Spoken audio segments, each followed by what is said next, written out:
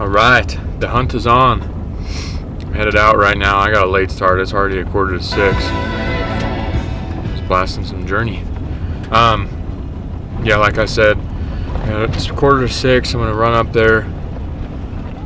I'm not gonna just bail off into the timber. I'm gonna, since we haven't been up here in a week, I'm gonna sit on our glassing spot and just kind of see what the elk have done. I'm sure they've gotten a lot of pressure in the last, week and a half almost. So I'm gonna go glass, see if there's even any of the elk we had watched are still in the area. See what, if I do see elk, see what the rut activity's like, and I'll go from there. You guys will never believe this. So the same bull we watched, I think it was like July 18th. He's all over our social media. He's a freak. He's super long main beams, real narrow.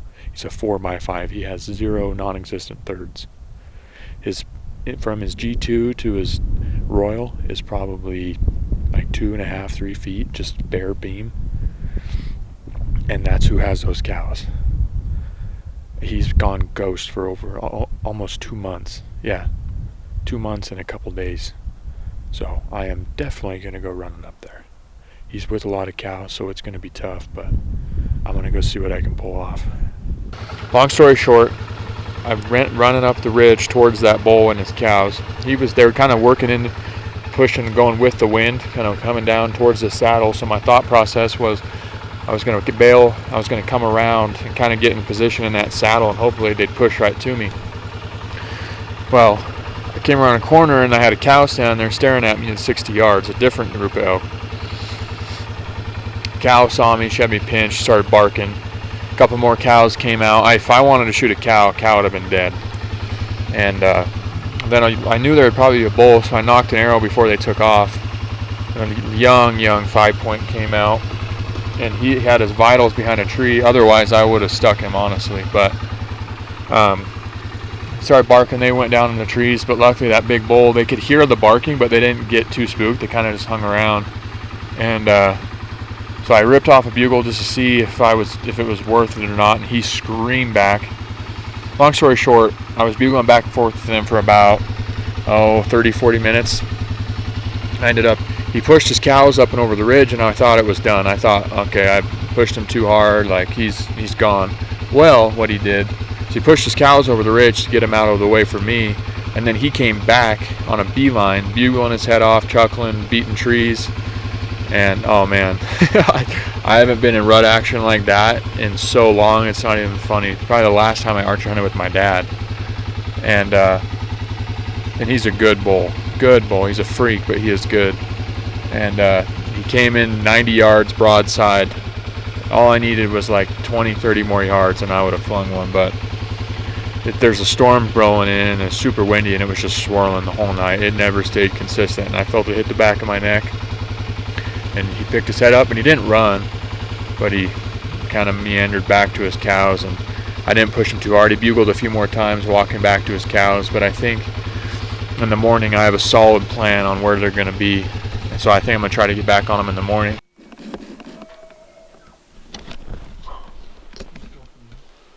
Alright guys, good morning. So we got some weather last night. Everywhere over about 9,000 feet. Got snow, it's cold, and there is a bull losing his mind above us. So we're going to ease up there and see if we can get a beat on him. He's going nuts. He's got to be on hot cows. You can see it's all socked in. go. Wish us luck. Got a big bull. Do what it sounds like.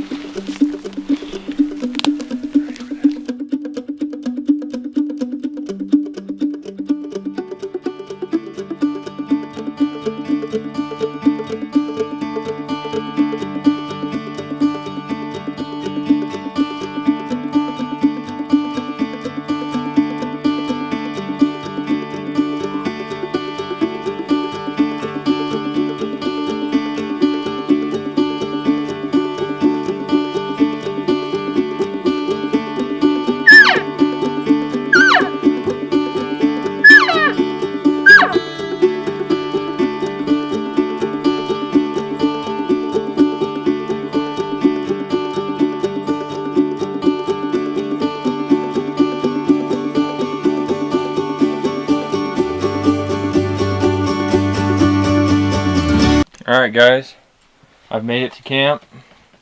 Morale's at an all-time low. Now they think they're pretty funny, but walked in on some naps being taken and probably the gnarliest smell you could ever smell. I think we're considering burning Ty's boots.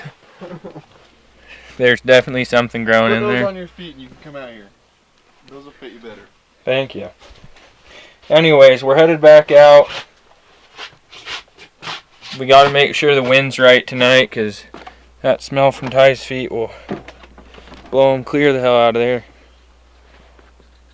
Are you ashamed of your feet, Ty? No. I blame the socks. You blade the socks? I blame the socks because... He blames the socks. Anyways, we're just not talking to him. But we're going to go out, kill a couple elk, come back, eat some dinner, burn Ty's boots. That's the game plan. And we'll get back to you in a second. Bye now.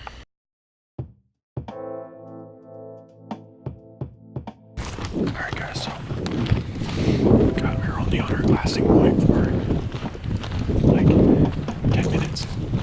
George glassed up a big herd of cows, headed out of the timber in a super stockable spot. And we know for a fact there's a bull with them. We're gonna go see what we can pull off. Fingers crossed. This guy's a shooter.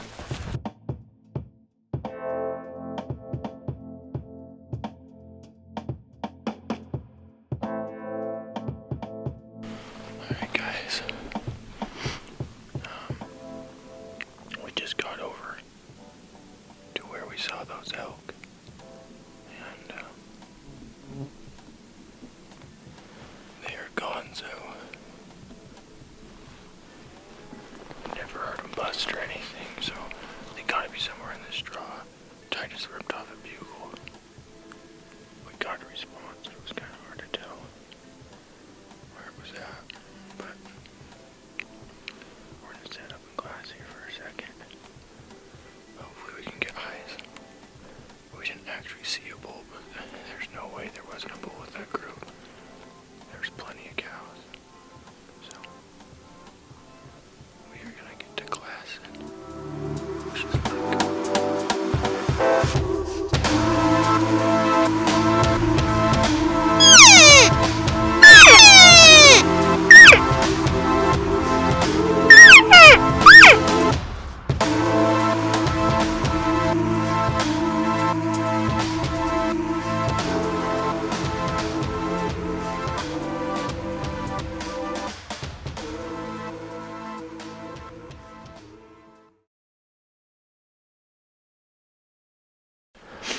Alright guys, quick recap of the night. You saw we bailed off over this other side trying to get on those 15-20 cows. There had to have been a pretty big bull with them. There's no way they were by themselves right now, but anyways, we got down there, couldn't find them, turned around, we were just glassing, and sure enough I saw 300 class 6 point heading hard to a wallow. We knew exactly where he was gonna go, so we hauled Bud over here and he wasn't unfortunately in the wallow for long and was heading back out on his journey. But at the peak of everything, we had 4 bulls bugling. We had one up here, the 6-point, something down here. There were elk everywhere. It was like any which direction. And then 3 cows ended up going to the wallow for water, and I tried to get on them, but the brush was way too thick. The wind was bad. It was just kind of a last-ditch effort, but it was an unreal night. Alright guys, it is going on 5-ish, and we are headed back out. Hoping to have a good evening. It seems like evenings have been the ticket so far, so we're gonna go do that. It sounds like Brandon's gonna be getting here tonight, but we'll already be out, so who knows what he'll end up doing, but that's the game plan for us. So we're gonna head up, and hopefully we'll have some elk spotted here in a second, so stay tuned. Alright guys, so we were calling for a little bit, nothing. Josh just ripped off a couple more cow calls and big bull that's bugle back behind us. So we're gonna go see what we can do. The wind's terrible blowing. Well, it's blowing hard this way, but if we can get it down and around, we can get it good. So we'll see if we can get him to talk again. Here we go. Let's get her done.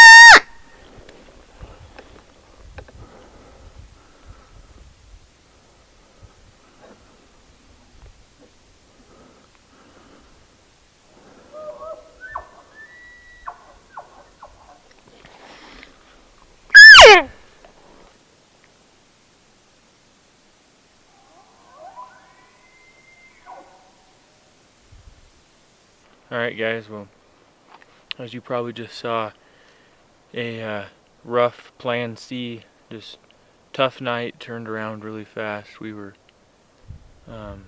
just pretty much sitting there not knowing what to do, and one bull changed the night. We ended up getting over there, and as you saw, I mean, Ty was about 60 yards behind me. Alec was probably another 100 behind Ty. I was set up ready to go, and we had a bull pissed off. He was probably only 120 yards up above me, but he was in thick timber and didn't want to come down. If we would have had more light, we probably could have done more of a game plan, but it was getting dark. But it was definitely, for starting off rough, it was a fun night. That was really cool. So